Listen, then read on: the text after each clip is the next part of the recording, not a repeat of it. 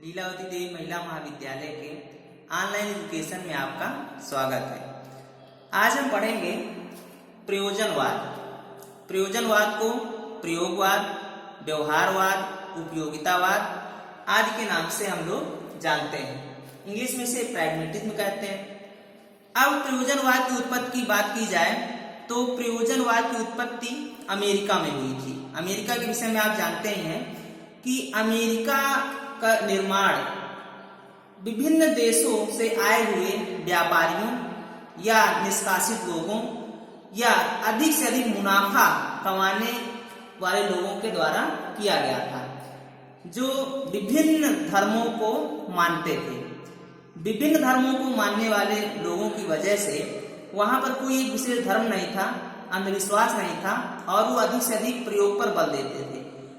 वह कोई भी कार्य करते थे जिसमें उन्हें सफलता मिलती थी, उपयोगी होता था तो उसे व्यवहार में धारण कर लेते थे, और यदि उपयोगी नहीं होता था, व्यवहारिक नहीं होता था तो उसको छोड़ देते थे।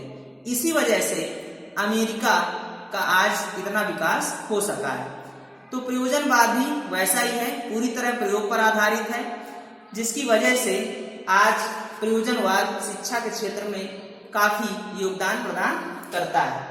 अब हम बात करें प्रयोजनवाद के अर्थ की, तो अंग्रेजी के प्रैग्मेटिज्म शब्द की उत्पत्ति ग्रीक भाषा के प्रैग्मा शब्द से हुई है, जिसका अर्थ है क्रिया, अर्थात वही सत्य है जो व्यवहारिक एवं जीवन उपयोगी है। दूसरे शब्दों में प्रयोगवाद वह विचारधारा है जो उन्हीं क्रियाओं, वस्तुओं, सिद्धांतों तथा नियमों को सत्य मानते हैं जो देश काल एवं परिस्थिति में व्यवहारिक है एवं उपयोगी। अर्थात प्रयोजनवाद का अर्थ है कि जो वर्तमान में उपयोगी है, व्यवहारिक है, वही सत्य है।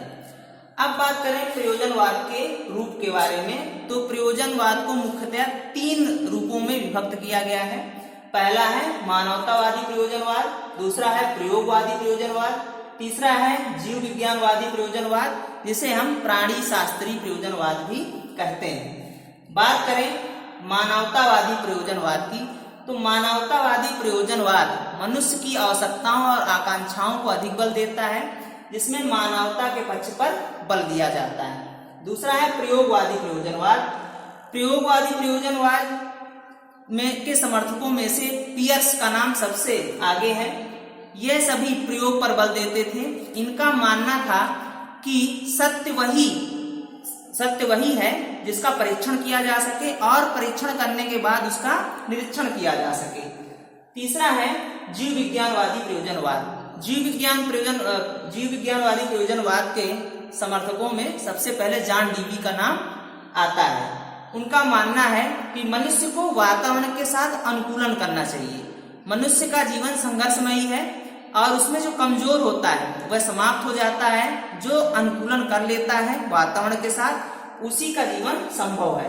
तो जीव विज्ञानवादी मनुष्य के अनुकूलन पर, वातावरण के साथ अनुकूलन पर बल देते हैं। अब बात करें प्रयोजनवाद और शिक्षा की, मतलब प्रयोजनवाद के अनुसार शिक्षा कैसी होनी चाहिए।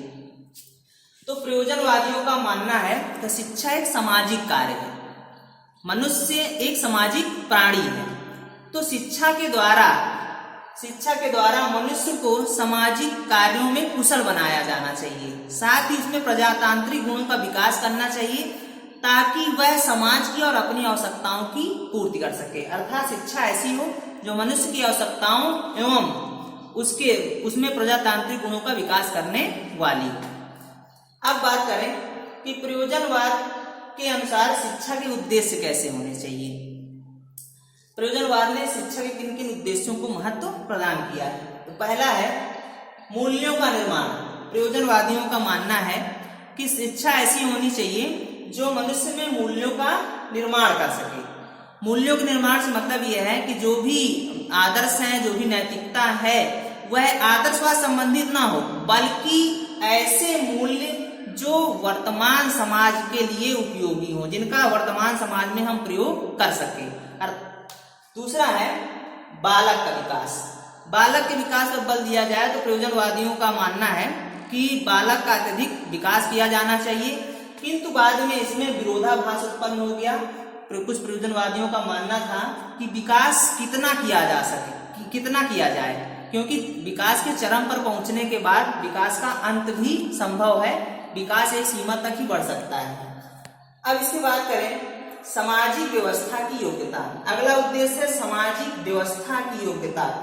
प्रयोजनवादियों का मानना था कि मनुष्य एक सामाजिक प्राणी है, समाज में रहते हुए उसके अंदर ऐसी कुशलता, ऐसी व्यवहारिकता होनी चाहिए ताकि वह समाज की व्यवस्था कर सकते। मतलब कि हम समाज में रहते हुए विभिन्न प्रकार की आवश्यकताओं को पूरा करने के लिए विद्यालय आते हैं और विद्यालय के द्वारा हम इस प्रकार की शिक्षा प्राप्त करते हैं जिससे हम उन आवश्यकताओं को पूर्ण कर सकें। मतलब कि दोनों प्रकार से हमारी व्यवस्था सही सुचारू रूप से चलती रहे। इसके बाद है अगला उद्देश्य गतिशील निर्देशन। प्रयोजनवादियों का मानना है कि निर्देशन गतिशील होना चाहिए, क्रियात्मक होना चाहिए। यदि बालक को क्रियात्मक रूप से शिक्षण नहीं प्रदान किया जाएगा तो बालक की शिक्षा पूर्ण रूप से कुशल नहीं होगी। इसलिए उन्हें गतिशील निर्देशन देना चाहिए, क्रियाशील शिक्षा देनी चाहिए ताकि वह आगे बढ़ता रहे। इसके बाद है लचीले मस्तिष्क का विकास। प्रयोजनवादियों का मानना था कि बालक का जो मस्तिष्क है वो थोड़ा लचीला होता है, मतलब उसकी रुचियों, उसकी क्षमताओं, उसकी योग्यताओं के अनुसार शिक्षा प्रदान करना चाहिए। उस पर किसी प्रकार के मूल्य या किसी प्रकार के आदर्श को थोपा नहीं जाना चाहिए, यहाँ तक कि उसे पुस्तकीय ज्ञान नहीं प्रदान करना चाहिए, बल्कि उसकी रुचियों क्षमताओं के अनुसार उसे ज्ञान देना चाहिए। अब इसके बाद बात करें प्रयोजनवाद व पाठ्यक्रम की, कि प्रयोजनवाद के अनुसार पाठ्यक्रम कैसा था या पाठ्यक्रम में उन्होंने क्या क्या शामिल किया है। तो सबसे पहले है बाल केंद्रितता। प्रयोजनवादी बालक को केंद्र मानते हैं। उनका मानना है कि बालक की इच्छाओं, आवश्यकताओं, रुचियों और क्षमताओं के अनुसार उसे शिक्षा देनी चाहिए। यदि वह विज्ञान के क्षेत्र में कुछ अच्छा कर सकता है या गणित के क्षेत्र में, ड्राइंग या हस्तकार के जिस क्षेत्र में वह अच्छा कर सकता है उस क्षेत्र संबंधी उसे शिक्षा प्रदान करनी चाहिए। उसके बाद है उपयोगिता। उपयोगिता मतलब है कि प्रयोजनवादियों का मानना था कि शिक्षा वही देना चाहिए बालक को जो उसके लिए उपयोगी हो, मतलब पाठ्यक्रम में वही शामिल सब्जेक्ट किया जाए जो बालक के लिए उपयोगी हो। जैसे गृह विज्ञान, कृषि, गणित, शारीरिक प्रशिक्षण, स्वास्थ्य विज्ञान, ये सब ऐसे विषय रखे गए ताकि वह इनका उपयोग कर सके। वह ऐसे विषयों को महत्व नहीं प्रदान करते थे जो जीवन में उपयोगी ना हो। इसके बाद है क्रियाशीलता। प्रयोजनवादियों का मानना था कि जो विषय पाठ्यक्रम में शामिल किए जाएं वह क्रियाशील होने चाहिए, जिससे कि वह सामाजिक हो सके, उसमें सामाजिकता आ सके, प्रजातांत्रिक हो सके, मतलब प्रजातांत्रिक नागरिक जीवन में व्यतीत कर सके। क्योंकि जब तक मनुष्य क्रियाशील नहीं होगा, समाज में जाएगा नहीं, समाज के लोगों से इंटरेक्ट नहीं करेगा, तब तक उसमें सामाजिकता नहीं आएगी। इसलिए वह क्रियाशील होना चाहिए। इसके बाद है सानुबंधिता, या इसे आप एकीकरण भी कहते हैं। इनका मानना था प्रयोजनवादियों का कि पाठ्यक्रम में ऐसे विषय शामिल किए जाएं जो एक दूसरे से संबंधित हो, मतलब उनमें एकीकरण हो, एक विषय दूसरे से संबंधित हो, जुड़ा होना चाहिए, ताकि बालक उनको अच्छे से समझ सके। उन्हें अलग अलग पृथक करके न सब्जेक्ट देकर उनको एक साथ ही अध्ययन करने का मौका दिया जाना चाहिए। इसके बाद है अनुभव का सिद्धांत। अनुभव सिद्धांत से मतलब यह है कि पाठ्यक्रम में ऐसे विषय सम्मिलित किए जाएं जिससे उसे अनुभव प्राप्त हो सके और विद्यालयी जीवन में, शिक्षा के क्षेत्र में वह जो भी अनुभव प्राप्त कर सके, आगे जीवन में उसका वह उपयोग कर सके। इसके बाद है रुचि का सिद्धांत। रुचि के सिद्धांत के अनुसार प्रयोजनवादियों का मानना था कि पाठ्यक्रम में ऐसे विषय शामिल किए जाने चाहिए जिससे बालक अपनी रुचि के अनुसार विषयों का चयन कर सके। जिसमें उसकी रुचि होगी वह विषय वह चयन करेगा और उस पर वह अध्ययन कर सकेगा। इसके बाद बात करें प्रयोजनवाद और शिक्षण विधि की, तो प्रयोजनवादियों ने सबसे पहले सीखने के उद्देश्यपूर्ण प्रक्रिया के सिद्धांत पर बल दिया। इनका मानना था कि जो शिक्षण विधि होनी चाहिए वह सीखने के उद्देश्यों पर निर्भर होनी चाहिए, अर्थात बालक के जो सीखने के उद्देश्य हैं, जिसके लिए वह सीख रहा है, वह उन उद्देश्यों को प्राप्त कर सके।